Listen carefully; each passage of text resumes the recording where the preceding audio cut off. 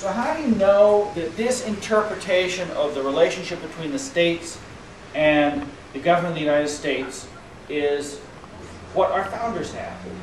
Is there any way, you know, trust but verify, is there any way for you to verify that what I just told you is the view they held of the relationship between the states and the government, general government?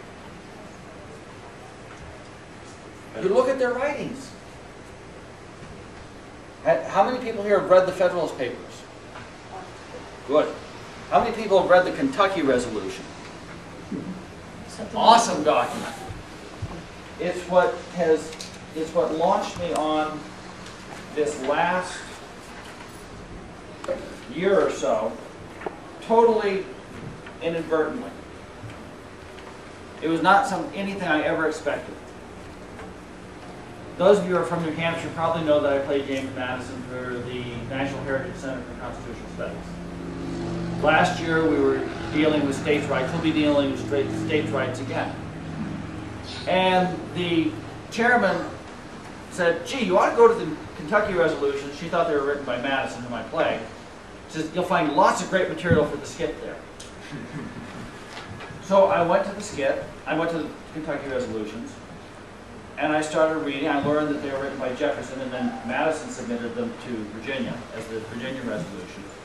As I'm reading, I'm saying, this is it. This is the real deal. This is the person who wrote the Declaration of Independence and the person who drafted the Constitution for the United States and drafted the first 10 amendments to that Constitution. What they thought of that document. That the several states composing the United States of America are united on a principle, are not united on the principle of unlimited submission to their general government, but that by a compact under the style of a Constitution for the United States and amendments thereto. Not unlimited, but under the confines of the Constitution. They constituted a general government for special purposes, delegated that government certain definite powers, reserving to each state itself the residuary mass of right to their own self-government. Remember what this whole idea of delegation of power. We gain our sovereignty from God. We delegate some of that sovereignty to the state government, and then the states in turn delegated some of that sovereignty to the United States for certain definite purposes. In the eyes of our founders, there was no such thing as a national domestic policy.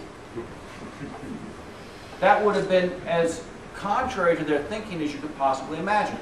The government of the United States was to arbitrate between the states and to be the face to the world. It looked outward. All domestic policy was left to the states. If you look at the way the powers are granted to the legislatures, it reflects that. The Constitution of the United States grants 18 or 20 definite powers to the Congress of the United States. These powers and nothing else. The grants of power to the state legislatures are very general. It just says that, Article 12 says that the people should not be subject to any laws except those to which they or their legislature consent or authority derived from that body. Article 29 says that only the legislature shall suspend or execute any law, and then only as the legislature prescribes. Which means that probably the judiciary can't suspend any laws or make any contrary laws. Probably. And then there are two very specific grants of power. And if something is granted outside of that general grant, you have to assume it does not exist inside that general grant. Article 28 grants the power to the legislature to raise taxes. And Article 6 grants the power to authorize schools for the purpose of teaching evangelical principles.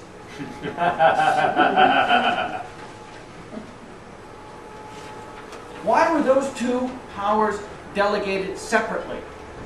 Why do those two powers not reside in the general delegation of power? We're supposed to educate our own children. We're supposed to educate our own children. They are the two things that reach most significantly into your family. They reach into your children, and they reach into your pocketbook. And so they are not included in the general power to make laws. There were specific delegations of power for those specific purposes. You have to get in their shoes and think how they thought in order to understand what they wrote.